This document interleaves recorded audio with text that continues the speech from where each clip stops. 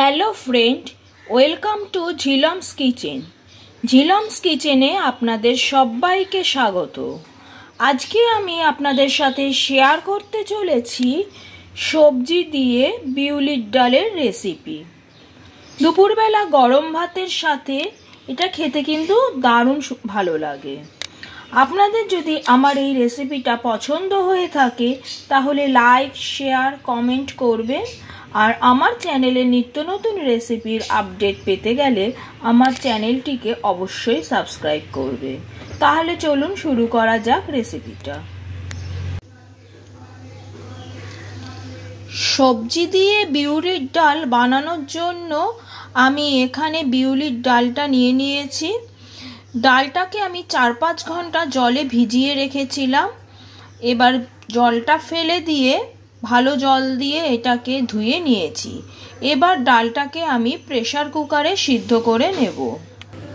ডালটা সিদ্ধ করবার জন্য একটা প্রেসার কুকারে আমি ডালটা নিয়ে নিচ্ছি।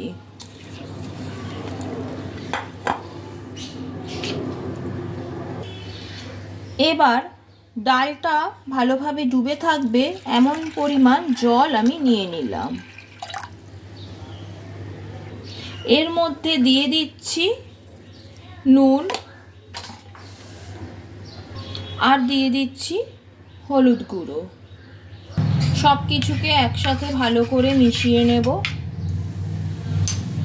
এবার প্রেসার কুকারটাকে ঢেকে আমি দুখানা সিটি দিয়ে ডালটা সিদ্ধ করে নেব।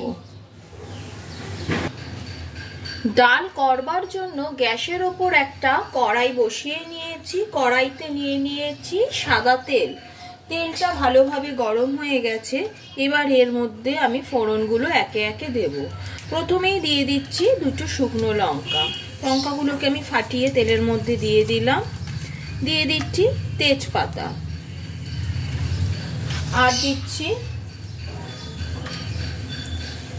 5 ফোড়ন আর দিয়ে দিচ্ছি মৌরি। এই ডালে মৌরির গন্ধটা খুবই ভালো লাগে। দিয়ে ফোড়নগুলোকে কয়েক সেকেন্ড একটু নাড়াচাড়া করে নেব। ফোড়ন থেকে একটা সুন্দর গন্ধ বের হতে আরম্ভ করেছে।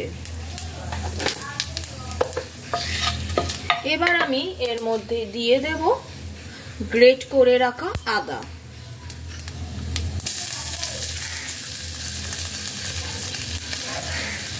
আদাটাকেও তেলের মধ্যে একটু ফ্রাই করে নেব যাতে আদার কাঁচা গন্ধটা চলে যায়।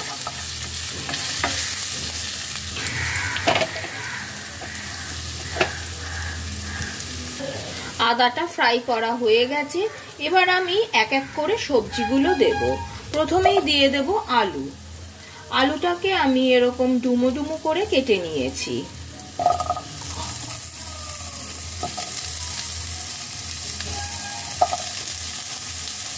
আলুটা দিয়ে তেলের মধ্যে একটু নাড়াচাড়া করে নিচ্ছি।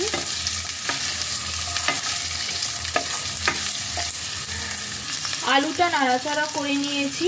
এবার আমি দিয়ে দিচ্ছি কুমড়ো আর ঝিঙে।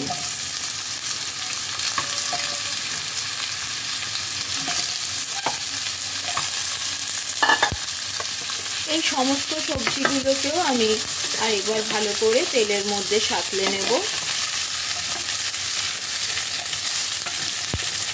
এই সমস্ত সবজি দিয়ে এই ডালটা খেতে কিন্তু ভীষণ ভালো লাগে।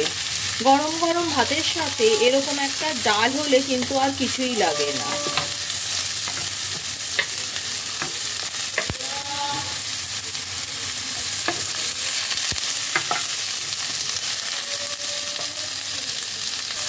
সবজিগুলো হালকা সাঁতলে নিয়েছি।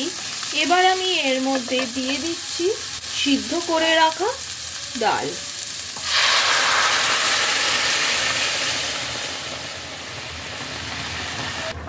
যে পাত্রে সিদ্ধ করেছিলাম সেটা ধুয়ে জলটা আমি এর মধ্যে দিয়ে দিলাম। এবার এর মধ্যে দিয়ে দিচ্ছি চেরা কাঁচা লঙ্কা।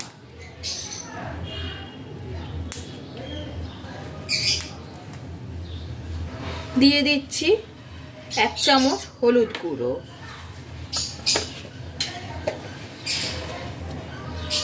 আর দিয়ে দিচ্ছি স্বাদ অনুসারে নুন।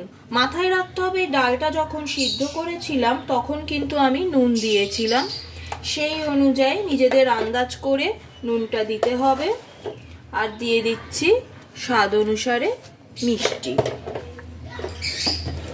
এবার গ্যাসের ফ্লেমটাকে হাইতে করে সমস্ত জিনিসগুলোকে ভালো করে মিশিয়ে নিতে হবে।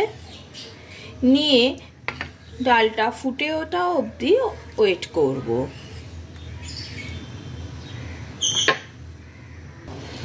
ডালটা ফুটতে শুরু করে দিয়েছে। এবার আমি এটাকে একটা ঢাকনা দিয়ে ঢেকে গ্যাসের ফ্লেমটাকে মিডিয়াম টু লোতে করে সিদ্ধ হতে দেব সবজিগুলো। যতক্ষণ না সবজিগুলো সিদ্ধ হয় ততক্ষণ আমি এরকমভাবে ঢেকে ঢেকে ডালটা রান্না করব। একভাবে ঢাকনা দিয়ে আমি রাঁধবো না, মাঝে মাঝে একটু ঢাকনা তুলে একটু নাড়িয়ে দেবো, তা না হলে ডালটা নিচে লেগে যেতে পারে। আর একটু চেক করে নেব সবজিগুলো সিদ্ধ হলো কিনা। এখনো পুরো সিদ্ধ হয়নি, আর একটু সিদ্ধ হওয়া বাকি।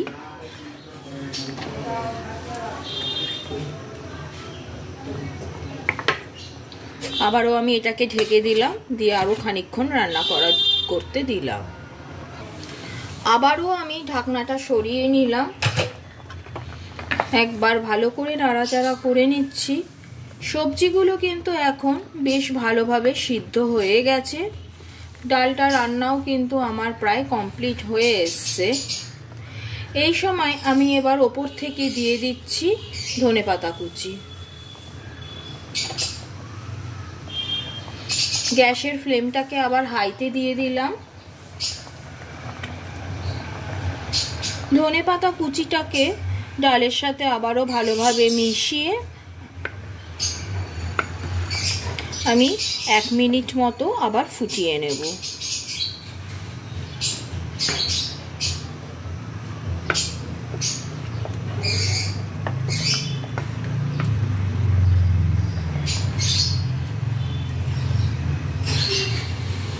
ডালটা রান্না কিন্তু আমার একদম কমপ্লিট।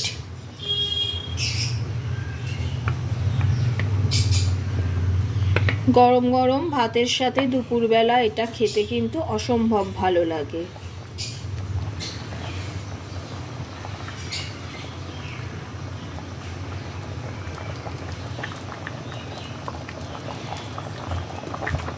ডালটা ভালোভাবে ফুটে গেছে।